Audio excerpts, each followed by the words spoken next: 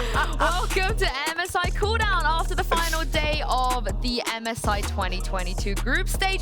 I'm Yinsu and I'm joined by Aux and Raz, who managed to stay awake the entire day. So That's I an think achievement. that's a Impressive. good indication of how well the games went, right? Yes, it was. I was trolling my producer too. I think everyone heard that too. But yes, it was.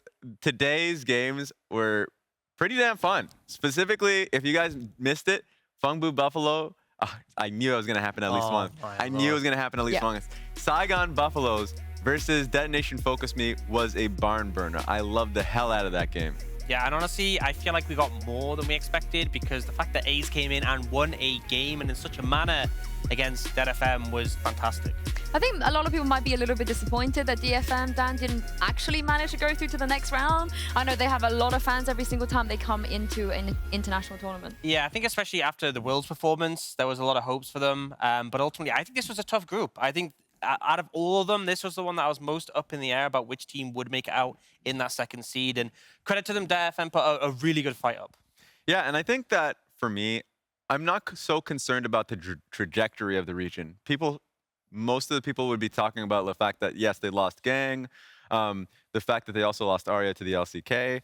Like, sure, that happened when that team felt incredibly strong, but also the regional competition is quite high. The fact that they went pretty close with Rastal Jesters was one thing. So, like, it's not just a one-team region anymore.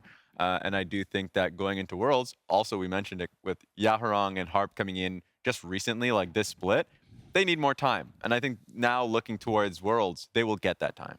I will also say that FLICKR himself said that this group was much harder than he expected. So Boom. I feel like if he's gonna say that, then it must have been a lot harder. But speaking of FLICKR, let's look ahead because Rumble stage is coming up. We have 6 teams going into it. I know both of you are very excited to see the top 3, the big 3 matchups, the 3 teams that went completely flawless in groups. And yeah, Aux, you know, when it comes to these 3 teams, how do you think they're gonna match up against each other? I think I would still rank them the way I did coming into the tournament, which is T1, then RNG, then G2. But I think my big caveat is I think stylistically, G2 are a pretty good matchup into RNG because I think Caps has been exceptional in the mid lane. And my big thing for any team facing RNG is if you let Xiaohu roam freely, he will just not win against this lineup.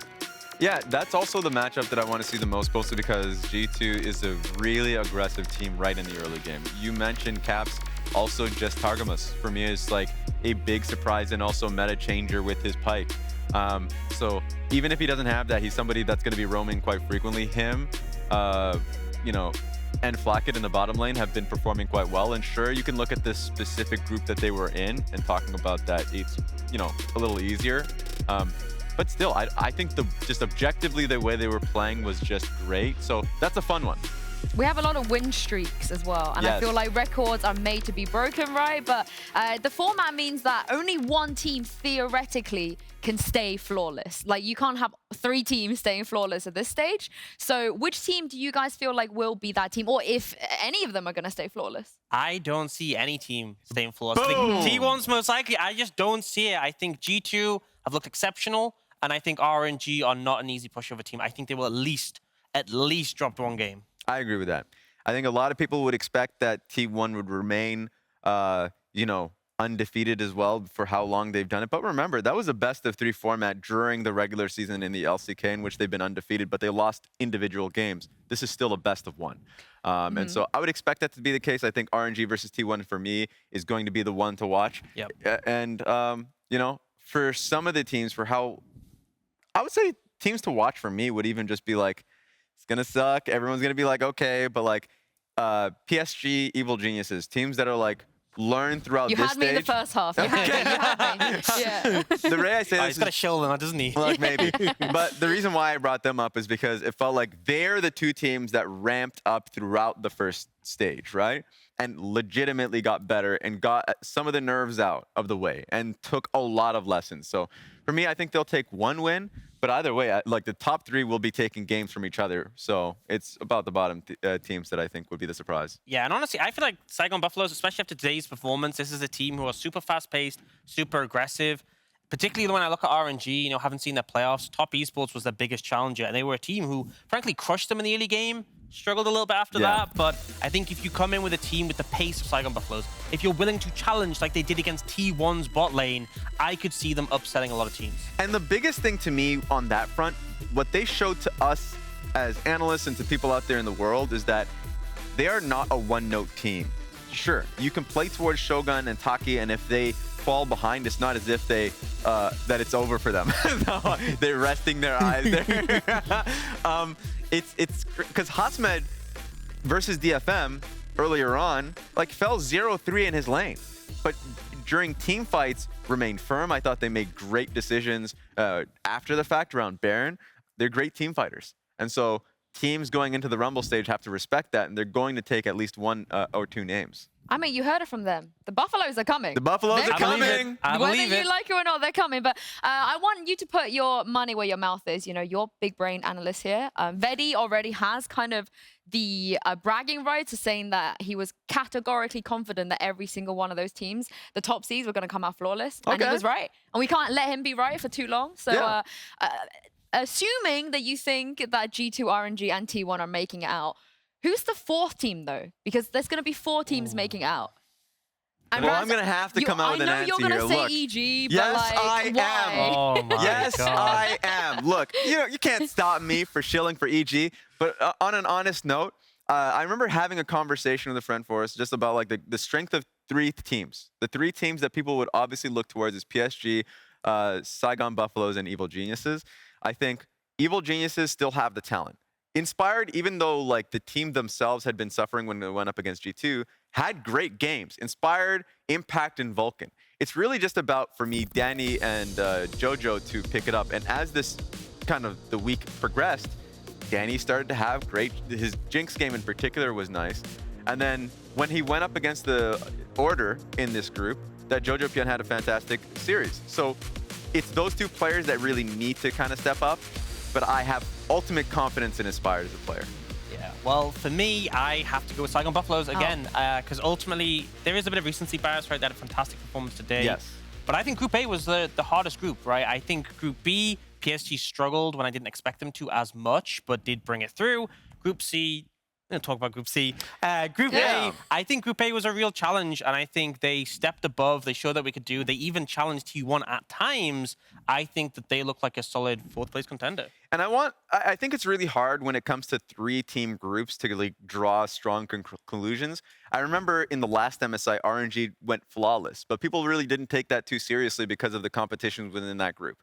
But then they went into the next stage, and people really started to like fear Wei, as an example, as a jungler in that group, and Xiaohu, and be like, oh, maybe they are the best team in this tournament. So I'm interested to see kind of like how strong G2 really is versus the top 2, well, in the top 3. And then I want to see how much of a challenge Evil Geniuses is, because you can stomp on Order. That's one thing. But how are you up against the other minor regions that are actually truly competitive? I feel like we know, but like you don't seem to know. Oh my goodness! I forgot you're European too. Look, guys. my Look, Lord. this is what happens. I need another ally on this chair right here. I'm kind of on the G2 copium. Yeah. I'm not gonna lie. I'm feeling it. I feel like they're feeling it. I saw Quickshot tweet Caps' all-time record against FLICKR, and he's kind of been True. dumpstering on him statistically. I feel like the moons are aligned for that. I would go as far as saying that I could see them lift a trophy. Ooh, she said it. That is She said it. bold. I could. Remember, bold. clip I it could. right now. I could. That I is think people are bold. happy right now about that statement because the viewers are going to love it, eat it up. Okay, but yeah, I want to talk about PSG real quick before Okay, we go on the butt, fair. because I feel like it feels weird that the semi-finalists from last year, MSI, were not kind of really pitching them up as a realistic contender to go forth. Yeah, and for people that haven't been necessarily tracking at least this part of the tournament for them, I mean, at the end of the day, like, they lost River and Maple, right? Yep. Coming into this one. So they had to bring in Bae and Juhan. Juhan actually performed pretty damn well as the ramp-up was happening. His first few games, not so good. But then later on, as the tournament progressed, I thought he was a really strong note for them. And I will say that Bae as well, I don't think he had as much of a glow up Yeah. as Juhan, but I think he definitely stepped up. And I think it's so important because mid-jungle is so vital in this current meta. I think we've seen so many picks with so much agency, and ultimately they needed to step up if they're going to get out of groups, but they'll need to step up more to contest in the Rumble stage. Yes, and I think what will be a great asset to them is their consistent trio. that's been with this team, Unified Kaiwing and Hanabi. And the most confusing point for me and all of us was the fact that they ended up benching Hanabi for a game. Yeah. But I don't see that. I don't expect that. After that Gnar ultimate that he had, that game-changing Gnar ultimate, and the performance that he has, and also the respect teams are giving his Gangplank, right? He will remain on that team, and they will be a threat. That's why when we talk about Saigon Buffaloes and PSG potentially taking games off of other teams, and how the top 3 teams of G2, PSG, and G2, PSG, and T1. RNG? Oh, wait. I'm crazy. Don't worry. Look, you're due for a nap. You're definitely due for a nap. But no, those top 3 teams, they can always lose to those 2 teams that are honestly can be on a top of game in just one best of 1. Yeah, I mean, I feel like a great example was RNG last MSI, where they 2-0 down one in the Rumble stage, but then dropped 3 games to various other teams, which was kind of crazy. And I think it shows, you know, particularly in best of 1s, things can go either way, especially for these regions like the LPL, LCK, where they, you know, play a lot of best of 3s. But even like RNG got 2-0'd by WE, who are like bottom of the ladder. And this was slightly before playoffs. Like, upsets can happen, will happen, and that is the expectation. I don't think anyone gets out with a clean sheet. That's why Saigon Buffaloes versus RNG is going to be fun. Oh, for sure. Because whenever it comes to an LPL team, if they come to an international event and they face another team that's willing to go into the mud with them, then you'll get really weird games. So they might just drop a game. That's the one that I'm looking forward to and seeing if that's going to be the case. Is there even a point for them to just go to their lanes, you know? Do we do we acknowledge minions? We maybe have like Drakes and stuff spawn a little earlier. Give them more incentive. This is the thing, is I feel like for RNG, the developers out there, compared to like typical LPL teams, RNG are a bit slower, a bit more tame. I feel like it would have been manic like the other teams we had at the top of playoffs. It would have been just absolute chaos. But I do feel like RNG are a bit more respectful, which is why we saw, you know, clean sheet, despite the fact that they did actually have to play extra matches for this MSI. And then as you said, last MSI also complete clean record. Yeah, and I know we're kind of going around. I want to talk specifically about T1, just because Carrier for me, best support in the world right now, and he's an interesting support because he has not played much Leona at all, domestically and up until this point. And a lot of it's just because he's so flexible in the picks that he's willing to play. And also will just go to the mage counter picks that he has in his back pocket. So I know this one he's already confirmed, so he went towards the Rumble. I don't expect to see that one. But like picks like Zillion, we haven't really seen. Here, I would expect him to be the one to pick it back up. And the Renata that has been really a joy to watch. Yeah, if we are talking T1, for me, Ona has been so fantastic. Yeah. I want to highlight that we had the MVP at the sort of All-Stars for the LCK, and he was the only player from T1 not to get voted in that, right? And then he came in the finals, had an MVP performance, and then honestly, I think he's been the strongest player for T1 in this tournament so far, really delivering consistently in those early games. Well, thank you very much, guys. It's been a pleasure. I think the real winner, as Dracos would say, is the League of Legendos. Yeah, definitely, for sure. League of Legandia. Yep. Well, the group stage may be over, but the fun isn't done just yet. Keep your eye out on the rebroadcast starting in just 40 minutes. Unless you're watching the rebroadcast right now, then joke's on you. Anyway, we will be back with the Rumble stage on Friday, May 20th. Until then, have a great start to the next week, and we'll see you then.